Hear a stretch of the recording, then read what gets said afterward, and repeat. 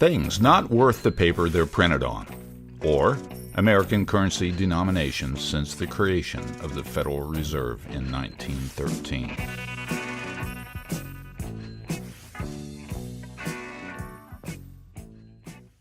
Look in your wallet and what do you see? Probably a mix of fancy cotton-based rectangles resembling paper printed with various complex and not particularly attractive designs with pictures of dead guys, mostly but not exclusively past U.S. presidents, with large numerals emblazoned on every corner indicating their purported value.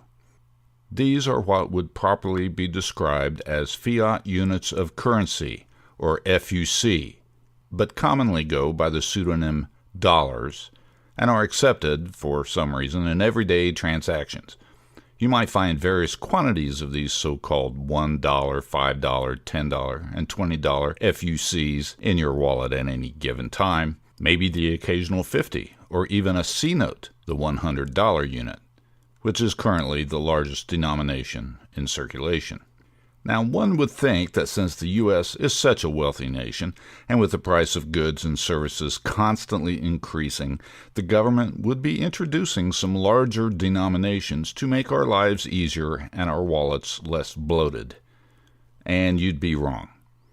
In fact, larger denominations used to be available, but have gradually been phased out, making the venerable C-note today's denominational ceiling, as it were. Here's a quick rundown of the FUCs that have been in use in the United States since their creation of the Federal Reserve. Here we have the basic $1 bill. It has George Washington on the front and the Great Seal of the U.S. on the back. It is the first design ever produced. In fact, the current $1 bill was designed in the 1960s and pretty much the same to this day. Almost half of all the bills used in daily transactions today are $1 bills, and it is by far the most popular bill out there. Next, we have the rarely used $2 bill with old Thomas Jefferson on it, and the back has the Declaration of Independence. The $2 bill is very seldom seen in circulation, mostly because of low demand. Interesting, but the $2 bill is still printed by the U.S. Mint. Next, we have the $5 bill with Abraham Lincoln. Approximately 1 in 20 notes in the United States are $5 bills. The $5 bill was heavily redesigned in 2007, with the biggest difference being the new purple colors and a larger portrait of Lincoln. Moving on to the $10 bill with Alexander Hamilton, and on the back is a picture of the U.S. Treasury building. It's unique because Hamilton's portrait is sinister. That means it faces to the left and not right, as on other FUCs. It's worth noting that Hamilton was never, in fact, a president of the United States. Let's take a look at the $20 bill with Andrew Jackson on the front and a picture of the White House on the back. A new design featuring a woman was announced in 2015. Harriet Tubman is expected to appear in 2020. About 1 in 10 notes out there are $20 bills. And now the $50 bill with Ulysses S. Grant. It's still in circulation today and printed by the U.S. Mint. About 1 in 20 notes out there are 50s. The first $50 bill was issued in 1862. President Grant is on the front of the $50 bill, and a picture of the U.S. Capitol building is on the back. And you gotta love the $100 bill with Benjamin Franklin, commonly called a C-note, also a Benji. Has a picture of the Independence Hall on the back. Interestingly, the $100 bill is the largest note being printed currently by the U.S. Mint. It is the most common U.S. note out there, with 7 out of 10 bills being $100 bills. While it is the most common, it is not the most popular. That's the $1 bill. Benjamin Franklin was, of course, also not a president of the United States. We'll have one more of those in a minute. And now let's take a look at FUCs no longer in circulation.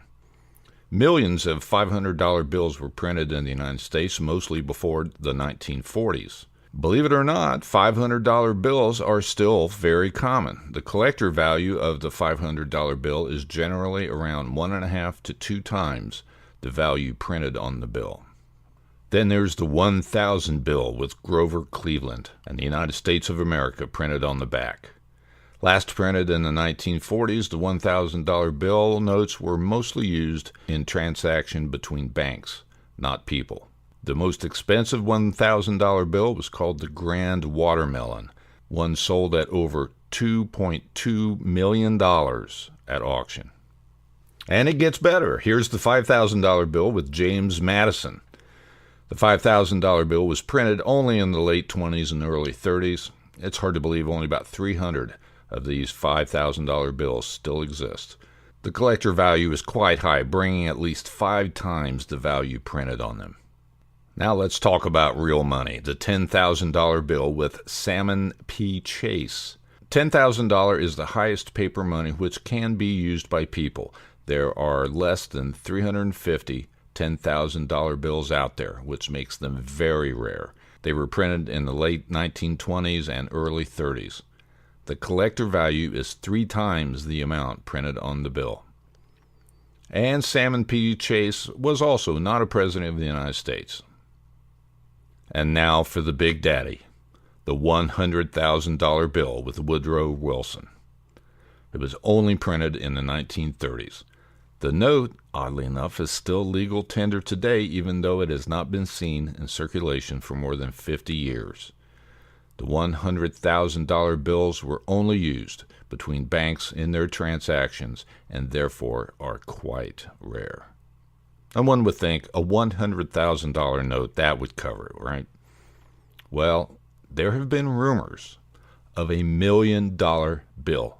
No president is on the face of this rumored $1 million bill.